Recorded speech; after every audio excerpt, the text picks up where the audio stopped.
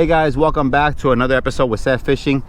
Today we are fishing at the boat ramp, but we are not in the back lake. We are going to be in the channel area, and behind me here we have the oyster beds, and we're anchored right next to them. I'm going to be pitching some dead shrimp that I got at the 511 Brownsville Bait Tackle Store with Carlos earlier today. I was having a conversation with him earlier today, and I know yesterday the black drums were on fire in the deeper channel, big trouts and things like that because of the cooler weather. It is a little bit hotter today, not as cool as yesterday, but nonetheless I'm going to see if there's any black drum hanging out still, some small ones. I would like to catch maybe 2 keeper black drums to take home, or if not, we'll go to the back lake and get a snook back there. But I definitely want to take a keeper fish home today, so let's cross our fingers and see what happens. We're going to be using some dead shrimp, so let me show you how I rig up my dead shrimp on the spinning reel here. All right, fellas, now I was debating on using a lure here as well. I've been seeing some blow-ups every now and then, or bait fish I should say, so I was kind of debating on throwing the lure right over there and do some slow retrieves with it, which I might do. But being that I'm going to be using dead shrimp today, usually shrimp gets a bite almost instantly here in this area, so I'm going to try to hold the spinning reel, and we might catch a lot of unnecessary fish. But I have noticed that some of my subscribers don't have Hobie kayaks. They have the regular paddle kayaks, and this is probably as far as you can get from the boat ramp. I mean, you can go further if you got that muscle, you know, but not everybody does. So I wanted to start a little bit closer to the ramp, so that way some of you guys that fish on those regular kayaks can kind of see that you can catch some fish here too. It just varies on the kind of fish you're going to catch based on what you use and things like that. But let's see here. Let me show you how I rig up my stuff here. Now, here in the bottom, when you're fishing on a kayak, you don't want to use a heavy weight like a 2 ounce or a 1 ounce. Why? Because you will get snagged a lot. You're in Oyster City here, and you will get snagged. And my preferred size hook when I'm using dead shrimp, in most cases, depending on the size of the shrimp, it's going to be a circle hook, but it's going to be either a 2-aught or a 3-aught. If I get this line out of here, this is going to be a 3-aught circle hook. I believe this is an octopus hook actually. And what I'm going to do, guys, is, because I know that there's oyster beds in the bottom, let me see if I have my mono here. I don't know why I put it in here. And we're gonna do the regular, I'm not even sure what it's called. You put the line through here, it's mono, so it's gonna be a good knot for the mono. I wouldn't do this for braid, but we're gonna go about 8 or 9 turns depending on the thinness of the mono. Pull it, put it right through the eye, and then you're good to go there. That's not gonna come out. So now, because we are fishing in the channel, I don't want to use a heavy weight here, guys, because I don't want it to sink all the way down and get stuck on an oyster bed. So like I said, I went to the Brownsville Bait and Tackle Store here, got me a little towel, and we'll hook this here for now in case we need to clean our hands. We got some quality shrimp from the Brownsville Bait Store. And what we also bought were some split shots. Now, I recommend you use one of these split shots. I'm not sure how much it weighs, to be honest with you. Just look at the size and kind of get an idea. The current's going out right now, so what you're going to want to do is you're going to want to put the split shot about an inch away from that hook. You're going to get your pliers. You're going to squeeze it, make sure it stays in there, and it's going to look like so. It's about ½ an inch, I'd say, more or less. And this is going to allow your shrimp to go down, but not to go down too much, because if it goes down too much, you might get snagged. And I'm not saying you won't get snagged with this method as well. We are in Oyster City, so it's bound to happen, but hopefully we won't get snagged as much. We're using a 3/0 circle hook, so when these shrimps are really big, what you can do is cut them in half. So what I'm gonna do is I'm gonna remove the tail and the head, just like so, just the pure body. And the hook's definitely big enough for this piece of shrimp here, so we're gonna go ahead and run it through, and I'm gonna take the hook out through the side here of that hard area. And you got to make sure the hook is exposed still, okay? You don't want to hide it inside the shrimp. If you hide it in the shrimp and the fish comes and grabs it, it's going to miss that hook.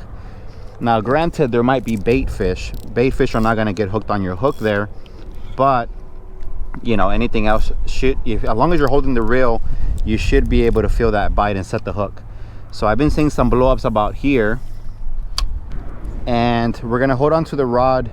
And when you're using shrimp, you should be getting a bite every 5 minutes if you're fishing bottom, because even if it's not a game fish that you're looking for, something's gonna hit it if there's fish in the area, whether that's catfish, whether that's pinfish, black drum, sheephead, whatever the case is, something's gonna hit it for sure.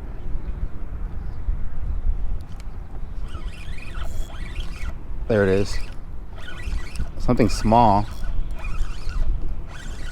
And it is 1:47, so it took approximately 2 minutes, guys. What is that? Oh, I got a freaking oyster bit. You see that? There's some fish in the water. All right, guys, I was on the phone while I caught this catfish, so I muted the audio. But this is the first fish so far of the day, and this is why you want to hold the line, because when you catch these catfish, you don't want them to swallow the hook. Catfish are notorious for swallowing the hook, and it's a pain because you lose a hook a lot of the times. But that wasn't a small piece. He didn't get a chance to eat the shrimp since I set the hook right on time. So we're gonna go ahead and try it again. Today's gonna be mainly about using dead shrimp, and then I don't have a lot of time from daylight, so I might throw some lures in the back lake over there. But right now I'm going to be using some shrimp, and it looks like there's some movement right here. I'm not sure what it is, but when you get those little bites, don't set the hook yet. Wait for that good bite. You'll know the difference. There it is. Is that good bite? Okay, this is probably going to be, this is not a catfish, I'll tell you that.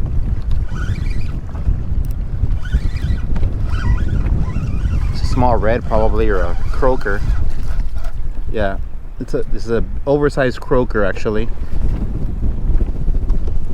This would be a good bait if you were on the surf or fishing deeper waters, cut bait, or even live when they're smaller. But that's a croaker right there, fellas. Now this is good. This means that, you know, over there we caught 3 catfish in a row. Over here the first fish is a croaker, which is good. It's a good sign. That means that there might be different kind of species on this side over here, so let's find out.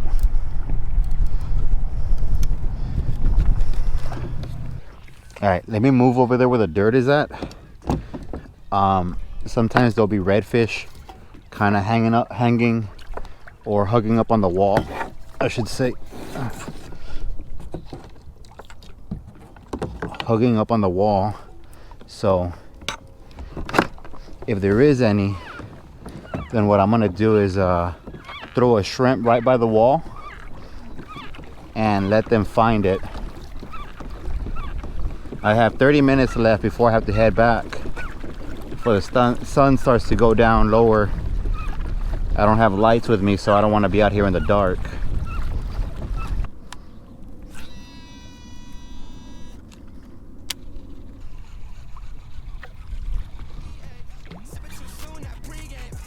Oh, there's something. Oh, that's a red. That's a red. As I was reeling it in. Oh, that's a red, baby. Finally, paid off. Oh, there we go, baby. Finally. It's been a brutal one, guys. Let's see if we can land this guy here. And we had 5 more minutes left. I just figured there'd be a redfish here, but it's crazy how he picked it up when I started reeling it in. Oof, he's fighting good too. Look at that. He's got no give up on him. He doesn't know how to give up. I don't have to drag too tight because I'm not sure what happened there. I started reeling it in slowly and he just picked it up. I know it's a redfish though.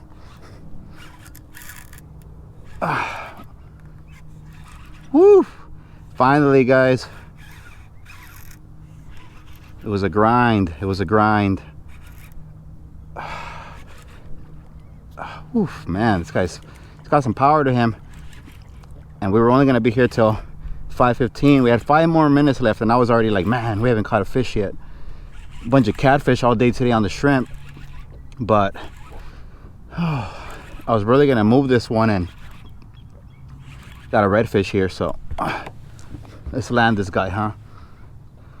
It feels like a good 24, 23 inch redfish. See if we can turn him here.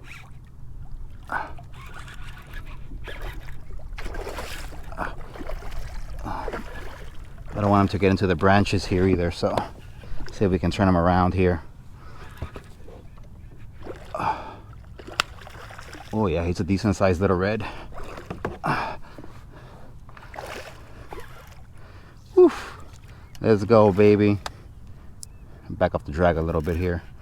I don't want to rip the hook out of his mouth. I'm not sure where he has it. Let's go, baby. Oh. I don't even think I hooked him in the mouth. I think he was going for it and he got hooked. All right. Definitely got to back up the drag now that I saw that.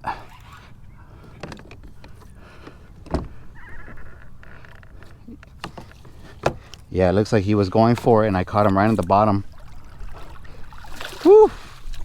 There we go, baby. We finally caught our keeper size redfish, guys. And we caught him on the dead shrimp from 511 Bait Tackle. It was a grind though, I ain't gonna lie to you. A lot of catfish today. Look, this guy was going for it when I was reeling it in from what it looks like. And he got it right in the bottom there. Like he missed it, check it out. Right in the bottom. But a catch is a catch, fellas. A catch is a catch. That's why I didn't want to tighten up the drag, because I wasn't sure where he had the hook. And that happens a lot when you catch redfish like that. Yo, look, that guy's pooping. Get it out of your system, bro. I don't want that on my kayak. But check out this little bad boy right here, guys. It's probably gonna be like 24, 25. I'm gonna measure him right now so you guys can know. But right at the buzzer, man, it's 5:15, and I said I was gonna stop at 5:15, and right on the buzzer. I'm telling you guys, it's been a grind. I mean, I've only been here since like, I don't even know what time it was, like 1:30 or something like that. 25 inches, right at 25 inches. What I tell you? I think I kind of called it before I even brought them in. You can tell by the way they fight, and that's why a lot of times, guys, you don't want to tighten the drag up a lot either, because it'll take a little bit longer to bring them in.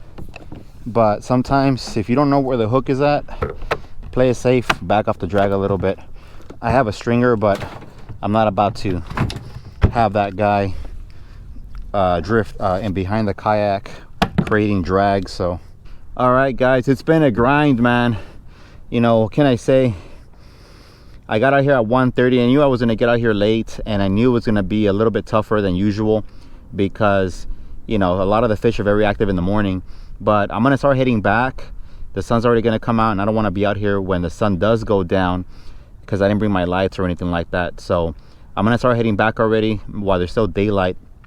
I'm just thankful that I stopped with Carlos to get some dead shrimp today, because if I wouldn't have, I don't think I would have got these redfish today. The fish have been kind of finicky today. I threw the Texas topwater baits. I got like 6 or 7 strikes, and all of them missed for whatever reason. I was throwing the paddle tail lure, but I wasn't seeing much action. And it seems like these fish weren't really fighting very actively. They were just kind of like, you know, picking up bait as they, you know, as they swam around. And I caught a lot of catfish with the shrimp and then a croaker, and then I finally landed a redfish. And I knew that there would be some redfish here in this spot.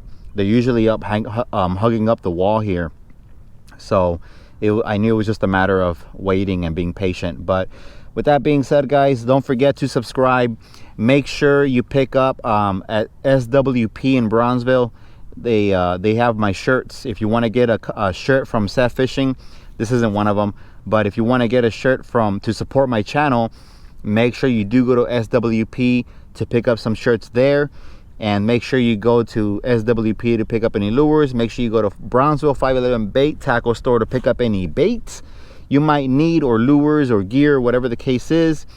And just go everywhere, man. Everywhere that's local in Brownsville or Los Fresnos, whatever the case is, for bait stores. Show some love, show some support.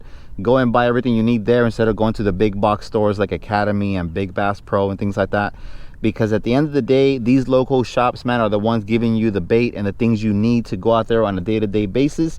They're open earlier than Academy and all these stores. They're closed probably later in some cases. So show some love, show some support to your local bait shops. And with that being said, I'm out. Deuces.